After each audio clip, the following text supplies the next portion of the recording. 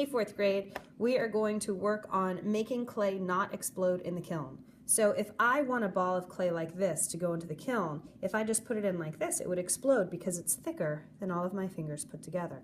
So I'm going to show you a couple of ways to make it work. Way number one is that I can take a tool like this and cut straight through to make two pieces. So see how it's solid here?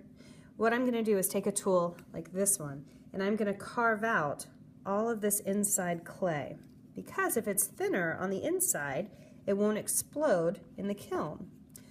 But the trick is any piece of clay that has an air bubble on the inside will also explode, because when it goes into the kiln, the heat makes the air expand, and as the air expands, it pushes against the walls of this, and it kabooms, explodes. We don't want that to happen either.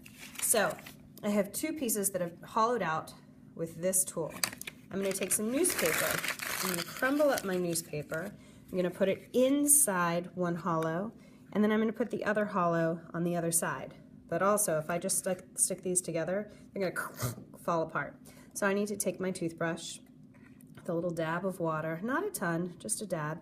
I'm going to slip, score, and smooth. So I'm going to scrub, scrub, scrub, scrub, scrub. Now some people are like, oh, I'm just going to touch it like this. Don't just touch it like that. I want you to really muck up that surface. I want it to be so it's all messed up. Like ants were walking through seriously muddy areas and it's just like bleh, all over the place. I'm going to do it here too. Just a smidge bit of water. Really muck up that surface. Really muck it up.